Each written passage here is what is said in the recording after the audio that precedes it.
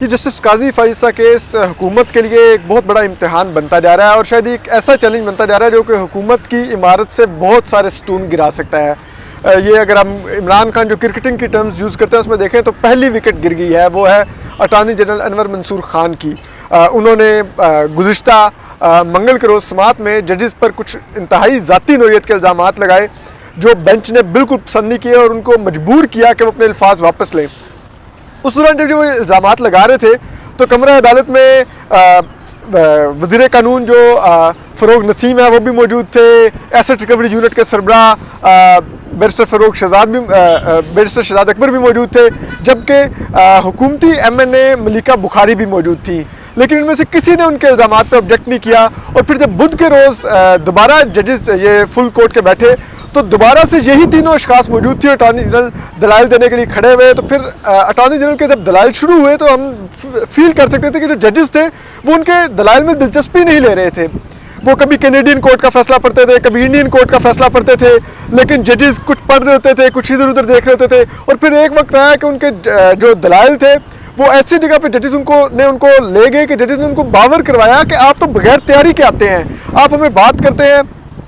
Code of conduct की और आप हमें पढ़ाने हमारा दायरा समात लग जाते हैं, हमें दायरा समात की बात करते हैं तो पढ़ाने में कोड ऑफ कंडक्ट लग जाते हैं। जो इस बेंच के सरबराह हैं जस्टिस उमर अता बंदयाल, जो इससे अगले चीफ जस्टिस भी होंगे और सुप्रीम जुडिशल काउंसिल के रुकन भी हैं जो इस वक्त, उन्होंने जिनके आगे ये रेफरेंस मौजूद है, उन्होंने बड़े सख्त अल्फाज इस्तेमाल किए। उन्होंने कहा कि आपने एक जज की फैमिली के मुतालिक बात थी, आपने जज की फैमिली से सवाल नहीं किया, आप जज के पीछे चले गए। उन्होंने इंतहाई सख्त अल्फाज में कहा, उन्होंने कहा आप ये जज के खिलाफ रेफरेंस दायर कर रहे थे या FIR कटवा रहे थे, और यहाँ तक उन्होंने कहा कि इस रेफरेंस में तो सब्सटेंस ही नहीं था जो आप लेके आ गए।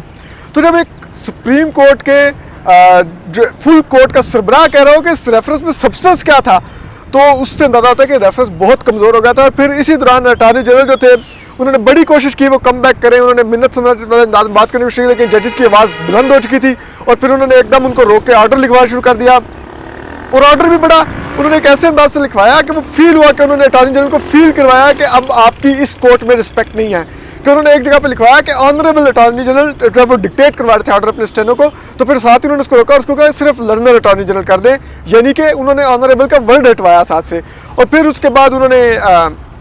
वो ऑर्डर लिखवाया, उनसे कहा या तहरीरी माफ़ीनामा दें या वो उसका सबूत दें जो उन्होंने इल्ज़ाम लगाया था। और फिर अगले दिन ही अटॉर्नी जनरल का इस्तीफ़ा आ गया और साथ ही अटॉर्नी जनरल ने इस्तीफ़े में कहा कि मैं इस्तीफ़ा पाकिस्तान बार कौंसिल के कहने पे दे रहा हूँ, जबकि वज़ीर कानून कहते हैं कि उन्होंने हमारे कहने पर इस्तीफ़ा दिया क्योंकि उन्होंने हमारे बगैर पूछे बगैर जज से एक ऐसा इल्ज़ाम लगा दिया जिससे हुकूमत आगाह नहीं थी। जबकि अटॉर्नी जनरल का कहना है कि वो बखूबी आगाह थे और सबकी मुशावरत से वो इल्ज़ाम लगाया गया। तो उसके बाद अब हुकूमत ने बज़ाहिर तो उस बयान से, उस इल्ज़ाम से फ़ासला इख्तियार किया है, लेकिन अब पाकिस्तान बार कौंसिल जिसके कहने पे बकौल अटॉर्नी जनरल अनवर मंसूर खान साबिक अटॉर्नी जनरल ने कहा कि मैंने इस्तीफ़ा दिया, वही पाकिस्तान बार कौंसिल वज़ीर कानून फ़रोग नसीम से इस्तीफ़े का मुतालबा कर रही है। और उसी बार कौंसिल ने अब सुप्रीम कोर्ट में एक तौहीन अदालत की इस इल्ज़ाम के ऊपर भी और जस्टिस रमदे के फैसले की खिलाफवर्जी की भी एक पटिशन दायर कर दी है और उसकी भी आज समाअत हुई। आज नए अटॉर्नी जनरल भी आए, उन्होंने केस की समाअत से भी माजरत की, जबकि जो वो आबिद साकी जो पाकिस्तान बार कौंसिल के वाइस चेयरमैन है, उन्होंने खड़े होकर अदालत से इस्तदा की कि उनकी ये तौहीन अदालत की जो एक वो पिटिशन है उसको सुना जाए, उसको टेकअप किया जाए। जजेस ने काफ़ी उनको कहा, इवन के जस्टिस उमर अता बंदयाल ने कुरानी आयात के भी हवाले दिए कि आप दरगुजर से काम ने जाने दें, लेकिन उन्होंने कहा कि नहीं, ये इल्ज़ाम बहुत संगीन है,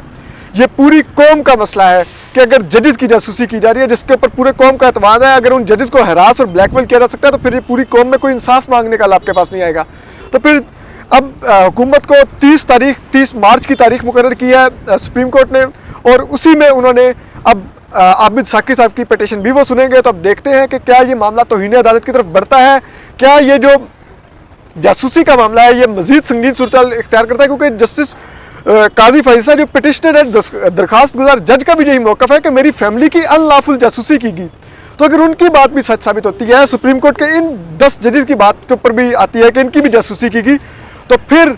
ये सिर्फ एक विकेट का मामला नहीं है, 2 विकेटें और भी फिर खतरे में हैं, जिसमें बैरिस्टर फ़रोग नसीम की और बैरिस्टर शहजाद अकबर की विकेट है और फिर इन्हीं के पीछे एक विकेट और भी है, वो जो कि सबसे बड़ी विकेट है वो इमरान खान की विकेट है, क्योंकि उनके कहने पर एसेट रिकवरी यूनिट ने ये इंक्वायरी की हुई है। और अगर ये बात इस तरफ जाती है